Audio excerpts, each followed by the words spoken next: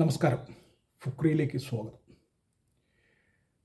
ഇന്നലെ നടന്ന IPLലെ കളിയിൽ മുംബൈ ഇന്ത്യൻസ് വീണ്ടും തോറ്റിരിക്കുന്നു. സൺറൈസേഴ്സ് ഹൈദരാബാദ് തുടർച്ചയായ 5ാമത്തെ വിജയം കരസ്ഥമാക്കിയിരിക്കുന്നു. 243 എന്ന വലിയ സ്കോർ പടുത്തുയർത്തിയിട്ടും മുംബൈ തോറ്റു.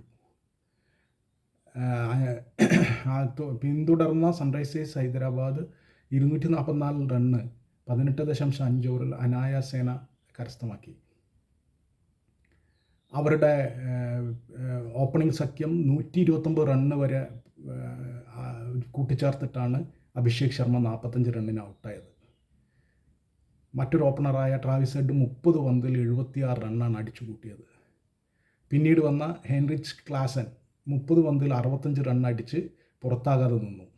യഥാർത്ഥത്തിൽ ആദ്യത്തെ ഓപ്പണിംഗ് വിക്കറ്റിൽ അഭിഷേക് ശർമ്മയും ട്രാവിസ് ഹെഡും കളിച്ചതിന് ശേഷം തുടർച്ചയായി 3 വിക്കറ്റ് നഷ്ടപ്പെട്ട് ഒരു തകർച്ചയെ തുറച്ചു നോക്കിയിരുന്ന സൺറൈസേഴ്സ് ഹൈദരാബാദിനെ ഹെൻറിച്ച് ക്ലാസൻ്റെ ഗംഭീര ഇന്നിങ്സാണ് കരകയറ്റിയത്. ഗംഭീരമായിരുന്നു ആ ഇന്നിങ്സ്. തീർച്ചയായിട്ടും ക്ലാസൻ്റെ ആ സമയോചിതമായ ഇടപെടൽ, വളരെ മനോധൈര്യത്തോടു കൂടിയുള്ള ആ കളിയാണ് അവരെ ജയിപ്പിച്ചത്.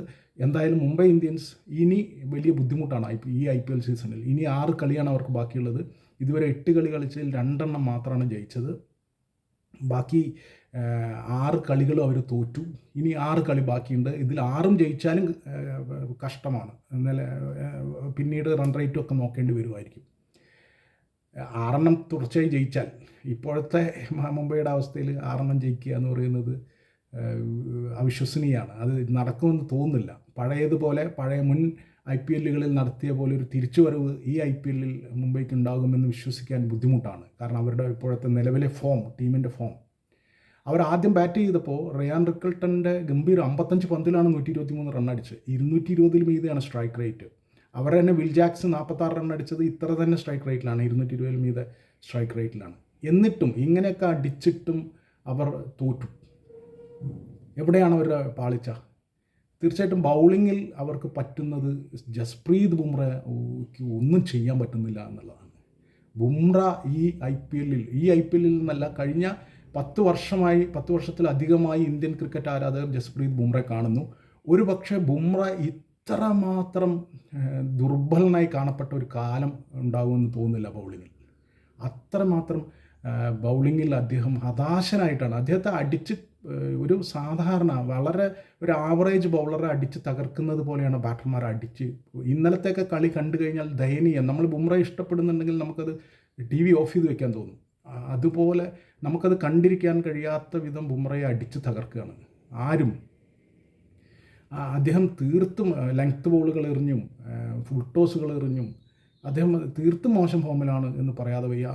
യഥാർത്ഥത്തിൽ ഈ സീസണിൽ മുംബൈ ഇന്ത്യൻസിന് പറ്റിയ ഏറ്റവും വലിയ പ്രതിസന്ധി ജസ്പ്രീത് ബുംറയുടെ ഫോമിലില്ലായ്മയാണ്. അല്ലെങ്കിൽ ബുംറ ഒറ്റയ്ക്ക് മതി. ഇന്ത്യക്ക് വേണ്ടി കളിക്കുമ്പോൾ നമ്മൾ കണ്ടിട്ടുള്ളതല്ലേ, വിദേശ പിച്ചുകളിലും എവിടെയാണെങ്കിലും, 2020 ലോകകപ്പിലാണെങ്കിലും വൺ ഡേ ലോകകപ്പിലാണെങ്കിലും ബുംറ എന്ന് പറഞ്ഞാൽ ബുംറയാണ്. ബുംറ ഒറ്റയ്ക്ക് കളി ജയിപ്പിക്കാൻ, ഒരു ബോളർ ഒറ്റയ്ക്ക് നിന്ന് കളി ജയിപ്പിക്കുന്ന ആളാണ്. കഴിഞ്ഞ IPL സീസണിലൊക്കെ നമ്മളിത് കണ്ടിട്ടുള്ളതാണ് മുംബൈക്ക് വേണ്ടിയിട്ട്. ഇത്തവണ ബുംറ ശൂന്യമാണ്, 0. അപ്പം ആ 0 ആണ് യഥാർത്ഥത്തിൽ മുംബൈയെ വല്ലാതെ ബുദ്ധിമുട്ടിക്കുന്നത്. ബുംറയുടെ ഫോമിലില്ലായ്മ. അല്ലെങ്കിൽ ബുംറയുടെ 4 ഓവർ മതി മുംബൈക്ക് ഒരു കളി ജയിക്കാൻ.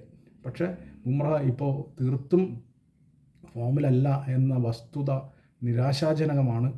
വളരെയധികം അത് എല്ലാ ബൗളർമാർക്കും ബാറ്റർമാർക്കും ക്രിക്കറ്റർമാർക്കുള്ളതാണ് ഈ പാച്ച് എന്ന് പറയുന്നത്. ഇങ്ങനെ ഒരു മോശം ഫോമിലുള്ള ഒരു കാലം ഉണ്ടാകും അവർക്കൊക്കെ. അതിലൂടെയാണ് ഇപ്പോൾ ബുംറ കടന്നു പോകുന്നത്. മാത്രവുമല്ല IPLലെ പിച്ചുകൾ ഒന്നും തന്നെ ഇപ്പോൾ ഈ കഴിഞ്ഞ കളികളിലെല്ലാം ഒരു 3-4 കളികളിൽ ഒഴികെ ബാക്കിയെല്ലാം ബാറ്റർമാർക്ക് വേണ്ടി സൃഷ്ടിക്കപ്പെട്ട പിച്ചുകളാണ്. ആ പിച്ചുകൾ ബുംറയെ പോലുള്ള മനുഷ്യരെ വല്ലാതെ ബുദ്ധിമുട്ടിക്കുകയാണ് ചെയ്യുന്നത്. ബുംറയെ പോലുള്ള ആളുകളെ നിരന്തരം എറിയുകയും പരിക്ക് പറ്റാനുള്ള സാധ്യത ഉണ്ടാക്കുകയും എന്നാൽ എഫക്റ്റീവ് അല്ലാതാവുകയും ചെയ്യുന്ന നിലയിലേക്ക് തള്ളിവിടുന്ന പിച്ചുകളാണ് IPLൽ ഉണ്ടാകുന്നത്. അതിന് പല കാരണങ്ങളുണ്ട്. അതിൻ്റെ കമേഴ്ഷ്യൽ സൈഡ്, വാണിജ്യ പൈസ ഉണ്ടാക്കാൻ, ബാറ്റർമാർ ബാറ്റ് ചെയ്താലേ സിക്സറുകളും 4കളും ഒഴുകിയാലേ കാണികളെ, ആരാധകരെ, അത് ടെലിവിഷനിലൂടെ കാണുന്നവരായാലും നേരിട്ട് വന്ന് കാണുന്നവരായാലും അവരെ കൗതുകം കൊള്ളിക്കുള്ളൂ, ആകാംക്ഷ അവർക്കുണ്ടാകുള്ളൂ. അതുകൊണ്ടാണ് അതിൻ്റെ സാമ്പത്തികമായ വശം നോക്കിയിട്ടാണ് ഇവരിതൊക്കെ ചെയ്യുന്നത്. പക്ഷേ അത് ബുംറയെ പോലുള്ള ബൗളർമാരെ തകർത്ത് കളയുന്നു എന്നത് കൂടി നമ്മൾ കാണണം. അദ്ദേഹം ഒരു വേൾഡ് ചാമ്പ്യനാണ്, ലോകത്തെ നമ്പർ 1 ഫാസ്റ്റ് ബൗളറാണ് നിലവിൽ. എക്കാലത്തെയും വലിയ ഫാസ്റ്റ് ബൗളേഴ്സിൽ ഒരാളാണ്, ഒരു ഇതിഹാസമാണ്. അദ്ദേഹത്തിൻ്റെയൊക്കെ കരിയർ നശിപ്പിക്കുന്ന വിധം പിച്ചുകൾ ഉണ്ടാക്കി വെക്കുന്നു എന്നതുകൂടി, അതല്ലെങ്കിൽ അദ്ദേഹത്തെ കളിപ്പിക്കാതിരിക്കണം 2020-ലും IPL-ലും അതും നടക്കില്ല. ബുംറ കൊണ്ടുവരുന്ന ആരാധകർ എന്ന് പറഞ്ഞാൽ വളരെ വലുതാണ്. അപ്പോൾ ഈ നിലയിലെല്ലാം മുംബൈ വലിയ വലിയ പ്രതിസന്ധി നേരിടുന്നു. ഇനി ഈ സീസണിൽ വലുതായി പ്രതീക്ഷിക്കാനൊന്നും അവർക്കില്ല. പ്രതീക്ഷിക്കാം, പക്ഷേ തുടർച്ചയായി 6 കളി ജയിക്കുക നിലവിലെ സാഹചര്യത്തിൽ പറ്റുമെന്ന് തോന്നുന്നില്ല. മറുവശത്ത് സൺറൈസേഴ്സ് ഹൈദരാബാദ് ശക്തിയിൽ നിന്ന് ശക്തിയിലേക്ക് കുതിച്ചുകൊണ്ടിരിക്കുകയാണ്. അവർക്ക് നല്ല ബാറ്റർമാരുണ്ട്. ട്രാവിസ് ഹെഡ് ഇത് ആദ്യമായിട്ടാണ് ഈ IPL-ൽ ഇത്ര നന്നായി കളിക്കുന്നത്.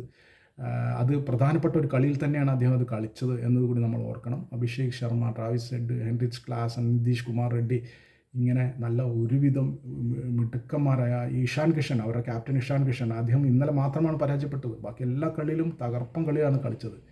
അങ്ങനെ ട്രാവിസ് ഹെഡും അഭിഷേക് ശർമ്മയും ഓപ്പണിങ്ങിലും, ഇഷാൻ കിഷൻ ഫസ്റ്റ് ഓവറും, പിന്നീട് ഹെൻറിച്ച് ക്ലാസനും നിതീഷ് കുമാർ റെഡ്ഡിയും വരുന്ന ഒരു ബാറ്റിംഗ് ലൈനപ്പ് എന്ന് പറയുന്ന അസാധാരണമായ ബാറ്റിംഗ് ലൈനപ്പാണ്. അവർ അതിൻ്റെ ഇത് കാണിക്കുന്നുമുണ്ട്, അതിൻ്റെ ഒരു തിളക്കം IPL-ൽ കാണിക്കുന്നുമുണ്ട്. എന്തായാലും സൺറൈസേഴ്സ് ഹൈദരാബാദ് മുന്നോട്ട് തന്നെയാണ്. മുംബൈ ഇന്ത്യൻസിൻ്റെ കാര്യമാണ് കഷ്ടം.